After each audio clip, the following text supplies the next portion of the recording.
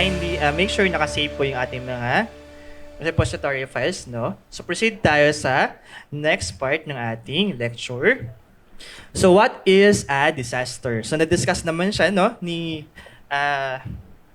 Director Tristan. Okay, so disaster is a serious disruption in a community or society na nagkakos ng human, material, economic, or environmental losses. Okay? So, malaking impact ng disaster sa ating community in terms of human, material, hindi lang doon sa mga material actually, damay na rin yung economic, pati yung mga environmental losses kasi may nadadamage na mga resources like forests. So, it overwhelms the ability of the affected population to cope using its own resources.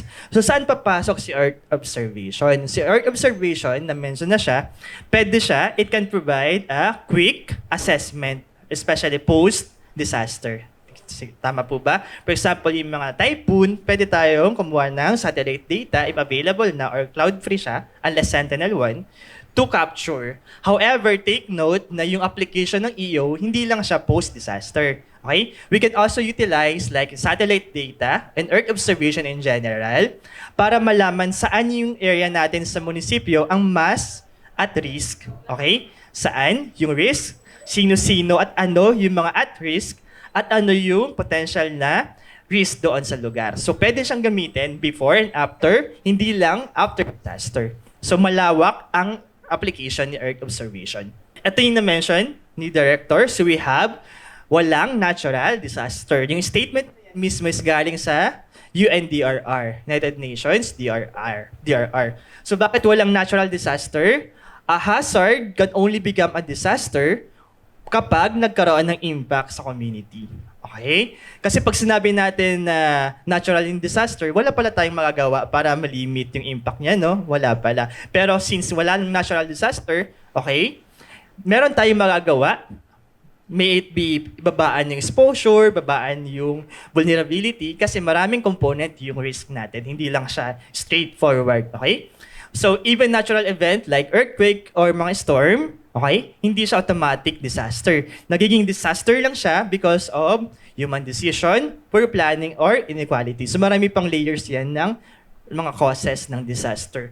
Again, walang natural na disaster. Okay? Basic naman to, yung pag-manage ng disaster, organization and coordination of resources and responsibilities para ma-address yung specific aspect of emergencies. Si European Union, again, as mentioned, meron siyang specific na services and component. Ito yung tinatawag na Copernicus Emergency Management Service or SEMS. Si SEMS, gumagamit siya ng mga satellite data, Earth Observation Dataset, para ma-assess yung mga event natin, for example, yung mga storm, flooded, landslide, etc. So, pwede siya ma-monitor using SEMS. Okay? It provide free and open data from satellites and ground system. So, later, you can visit din to sa SEMS. May lecture tayo on additional data sets or websites. So, you can also visit those services. Ito yung priority areas ng SEMS. Pwede siya for on-demand mapping, wildfire, floods, droughts, and exposure mapping. So ito yung pinakita na previously na they provided a data for the Philippines, especially during the typhoon, na wala tayong local data kasi kasi full of clouds yung mga data set after that event. Okay? So in summary, ito yung roles ng Earth Observation for Disaster Monitoring and Management. Nagpo-provide siya ng real-time view of disaster affected areas. Okay? So yung mga LGU natin, mga planners natin, nakadepende yung decision sa mga satellite data. One of the resources, of course, hindi lang naman yon. It can also help map and monitor floods, landslide, and wildfires. Nagsusupport siya ng rescue, recovery, and rehabilitation. And of course, cost-effective siya. As shown also, this is the damage detection map, okay, generated by PhilSA para sa Central Visayas. Okay? During the 6.9 magnitude na earthquake. So ito yung areas na potentially damaged. So yung mga red, sila yung high, severe, or severely damaged. Yung low, damage yung mga yellow. Still, damage yung mga areas na yan. Okay? Ano naman application ng EO sa locality or local level? It can support LGU sa hazard mapping. Di ba? Gumagawa tayo ng hazard map. We can update that by integrating Earth observation or satellite data. Of course, we can integrate that in our DRRM plans. Also, we can monitor yung mga critical areas natin, marine protected areas, etc. Okay? And also empower LGUs with visual tools. Okay? So, yung mga previous exercise natin like land monitoring, forest cover, tapos mga, ano ba yung mga NDVI indices, ano yung common na ginagamit? Sentinel-2, okay? So, yun yung madalas sa simple observation ng Earth's resources and features. However, for disaster management, ito naman si mas common, okay? Sentinel-1 naman, yung usually utilized, especially for disaster-related na analysis. Why? Kasi, okay, hindi siya affected by clouds. Hindi siya optical. Okay? Siya ay SAR, Synthetic Aperture Radar. Okay? So Sentinel-1, as a review, is part of the Copernicus Satellite Program, providing free satellite. Okay? All weather conditions yan. So pwede siya kahit cloudy or maulan kasi hindi siya nalalagpasan niya o tumatago siya doon sa clouds. Okay? Sa C-band, Sentinel-1, gumagamit siya ng C-band SAR capable of monitoring ng mga terrain disturbances. Okay, quick introduction about backscatter. Okay?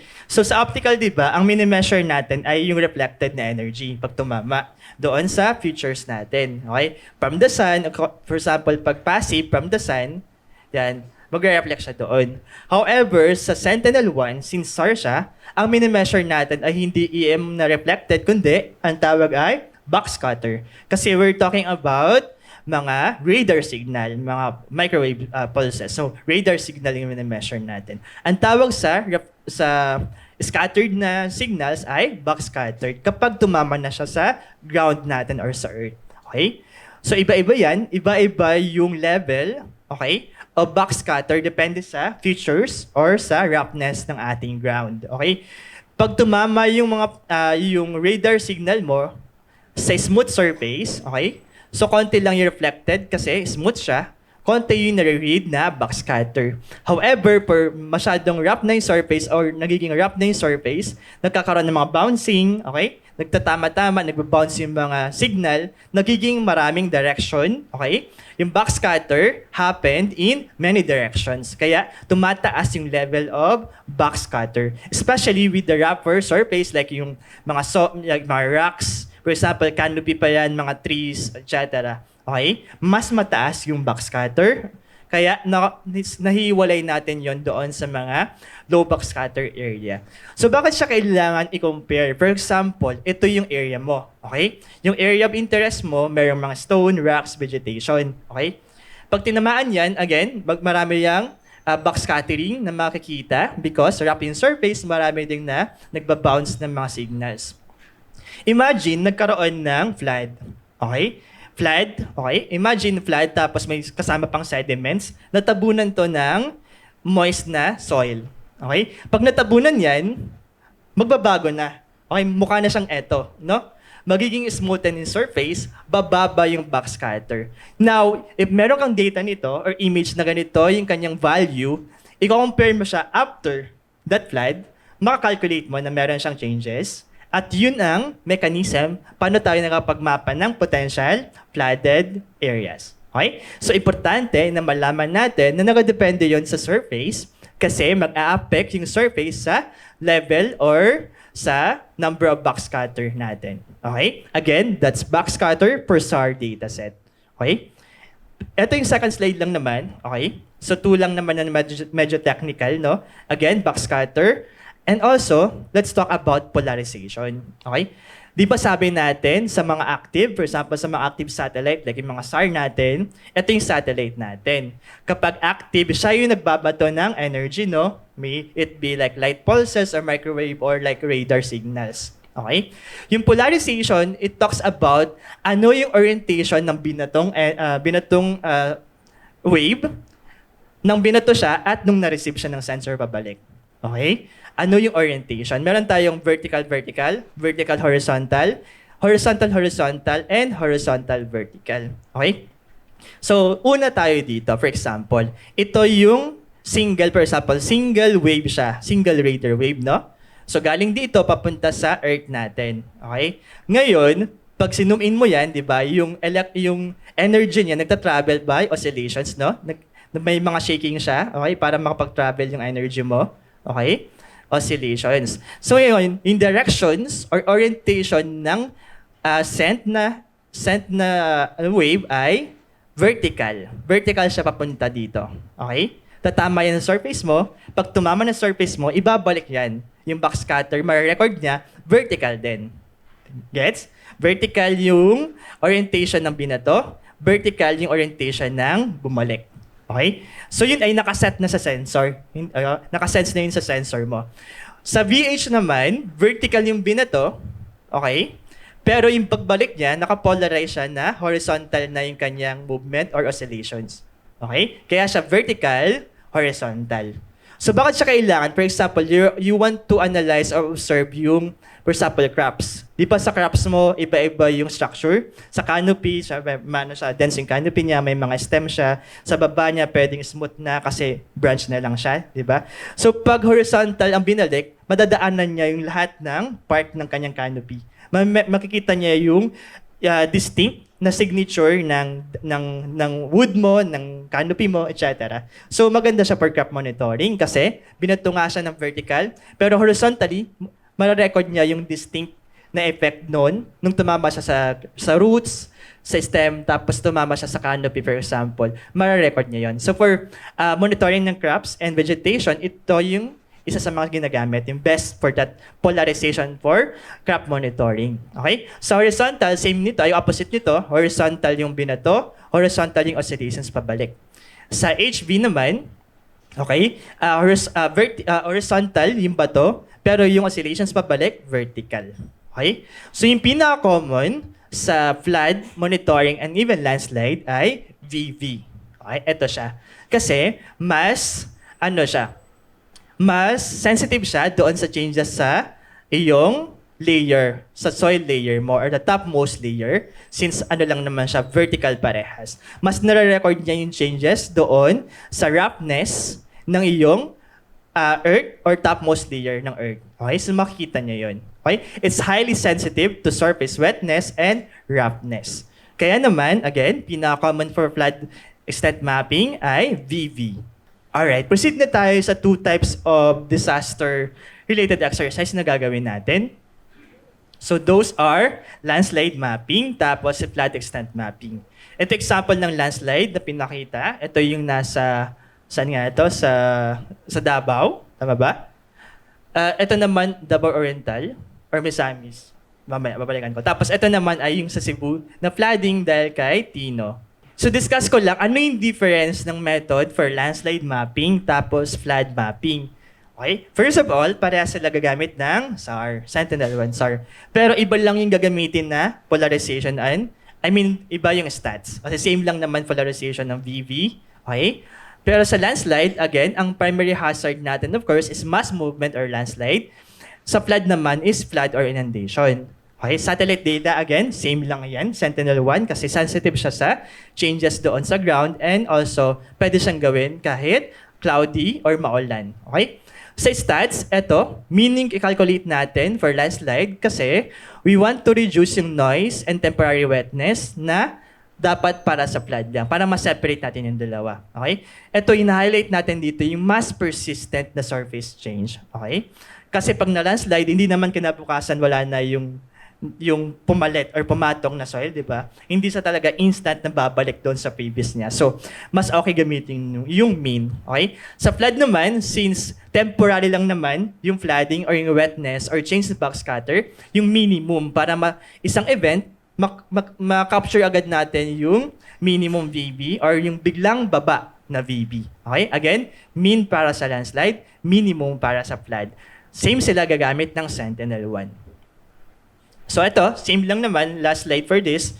Calculation, okay, similar lang naman yung concept. Ito, post-event minus pre-event. Tapos, pag nagkaroon ng decrease, nakapasok sa threshold, automatic, detected na yan or reported natin as potential landslide. Sa flood mapping, ganun din, decrease din in VB. Okay? Tapos, ang common na ginagamit is dapat yung change is above 5 decibels. So no need naman to memorize, pero pinapakita lang dito na kinakalculate natin by comparing the backscatter before and after. Okay? So yan, etc. etc. So sa flood extent, as mentioned, SAR yung mainly ginagamit, pero may instances na pwede rin gamitin sa optical. Okay? Especially if may data naman. Okay? Mainly SAR, pero optical can also assist. Example, yung pag-compare ng visual comparison ng before and after. Okay? So, pwede din makita yung flooded area if clear pa rin yung images natin. Pero mas stable or mas recommended yung SAR kasi nakita talaga yung kahit small changes doon sa surface roughness can indicate flooding. Ito yung sample ng flood extent maps, okay, para sa selected areas. So, mamaya, explore natin yan sa Google Earth Engine. Ito yung sample sa Cebu. Medyo nahihirapan actually tayo magmapa kasi nga sobrang cloudy ng Cebu area. Okay? And also, for example, sa mga areas na to, sobrang narrow din ng mga river basins natin. Minsan, namimiss siya ng satellite. Pero we will try to explore kung namapa naman yung mga areas na reported na flood. Ito yung example namin sa Occidental Mindoro. Okay? Ito yung ating source, reference natin to confirm na may nangyaring flood. Okay? Ito yung news. Nag-flood daw because of Super Typhoon Karina sa Mamburao, Occidental Mindoro. So ito siya, hindi ko na siya i-play. Yan. Sobrang taas ng water. Ayan pala, autoplay pala siya. Ayan. May sound pala yun. Ayan. Tapos, nag-try kami na what if matrack natin yan using satellite data, no? Okay? So, bago tayo gumawa ng Sentinel, it's better na i-track muna natin yung precipitation. Okay? Kasi yung precipitation mo will be validation data kung talagang nagkaroon ng increase in precipitation kasi hindi naman siya magpa-flood kung walang anomaly sa precipitation natin. Okay? For example, alam natin kung kailan siya binaha, we can set yung start hanggang end date. Tapos we can check yung, I think this millimeter, okay, per hour. So makita natin na talaga may anomalies, especially this second week of July, kung saan nangyari yung particular super typhoon. Okay? Ito po ay available online at gagamitin natin siya sa flood extent mapping natin as supporting data. So that's online, pwede tayo mag-check ng, that's actually hourly data ng precipitation. Free lang po yan. Okay? So ito po yung ginamit natin. Of course, we have the before flooding event. Nag-map tayo ng SAR or nag-generate tayo ng SAR data set dito. And we have after flooding. Dapat parehas may data mamaya. Kasi kung wala kang data, may data mo lang dito, wala siya dito. Hindi mo makalculate dito. Hindi mo siya makakalculate. Dapat parehas may data before and after your observed flooding event. After that, makalculate ka lang yung calculations natin na before and after. Automatic sa code natin, ma-highlight yung potential flooded areas. Okay, ito yung result namin for Mamburao, Occidental Mindoro. Okay, kinonfirm natin sa location nitong video. Nandito siya sa may flooded areas. Ayan.